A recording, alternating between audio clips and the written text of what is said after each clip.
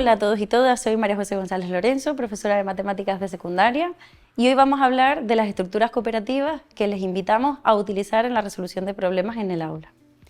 En el primer vídeo les indicamos por qué utilizar el aprendizaje cooperativo para la resolución de problemas. Este vídeo consiste en enseñarles algunas de las estructuras que se pueden llevar a cabo fácilmente en el aula para empezar a implementarlo. Comenzamos preguntándonos qué son las estructuras de aprendizaje cooperativo.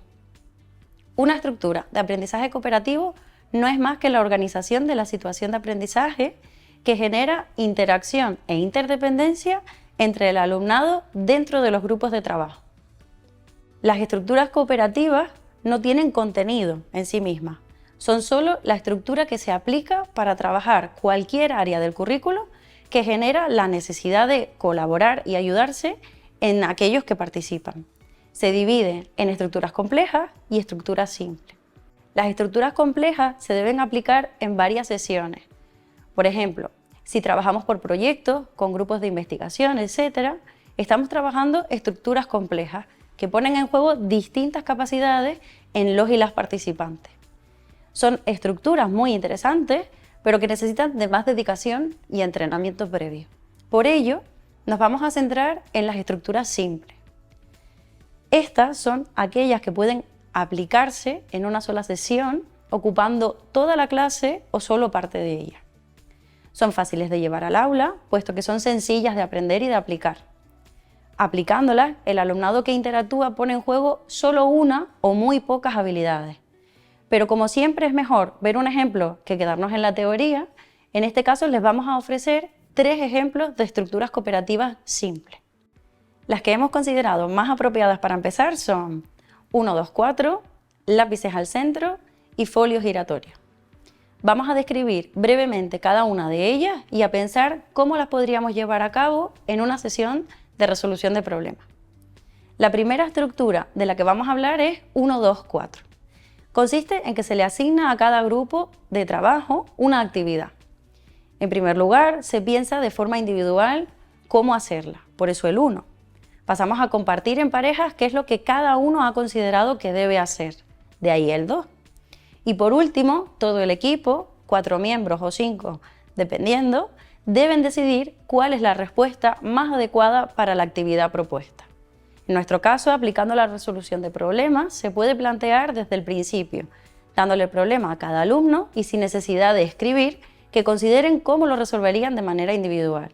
Posteriormente, lo compartan y debatan en parejas y por último, decidan entre todos cuál es la estrategia que va a seguir el grupo para resolverlo.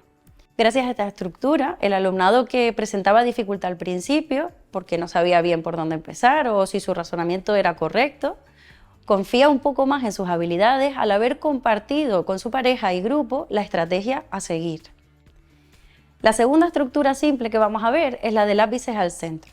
Consiste en que tras plantear una actividad en la que pueden haber tantos apartados o ejercicios como miembros haya en el equipo, cada participante tiene asignado un ejercicio que debe leer en voz alta, mientras los demás escuchan atentamente.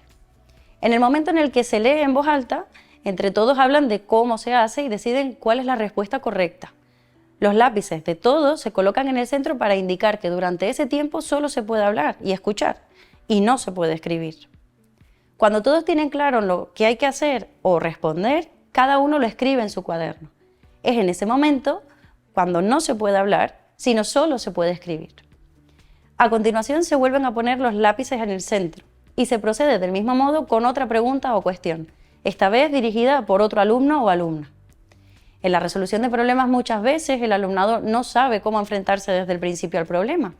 Si dedicamos los primeros minutos a hacer una lectura común en la que todos los miembros del grupo aportan ideas para resolverla, rompemos ese primer bloqueo que se produce al principio de enfrentarse al problema y ganamos confianza en la resolución.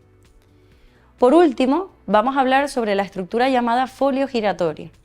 Consiste en, asignada una tarea, un miembro del equipo comienza escribiendo su aportación en un folio giratorio, mientras los demás se fijan cómo lo hace. Le ayudan, corrigen y animan. A continuación lo pasa al compañero o compañera de al lado siguiendo las agujas del reloj, para que escriba su parte de la tarea en el folio y así sucesivamente hasta que todos hayan participado. Cada alumno puede escribir su parte en un color diferente y así a simple vista podremos saber cuál ha sido la aportación de cada uno de ellos. En el caso de la resolución de problemas se puede utilizar para que los alumnos escriban simplemente las estrategias que se le han ocurrido, ensayo y error, modelización, etc., para distribuirse el trabajo por fases. Cada alumno se hace cargo de una fase y una vez terminada la pasa al siguiente compañero o compañera, o incluso como una lluvia de ideas antes de resolver el problema. Después de haber visto las 3 estructuras cooperativas simples, es obvio que los alumnos cuentan los unos con los otros, colaboran y se ayudan mutuamente para llegar a completar la actividad. Llevando esto a la resolución de problemas, conseguimos derribar el bloqueo inicial ante este tipo de actividad, disminuir la frustración, ya que cuentan con la ayuda de su grupo, y mejorar su autoestima a la hora de enfrentarse a esta parte de las matemáticas. Esperamos que les sirva de ayuda y que lo puedan poner en práctica a partir de ahora en sus clases. Son estructuras que no generan mucho trabajo, sino simplemente necesitan de una reorganización de la actividad en el aula. Muchas gracias y a probarlo.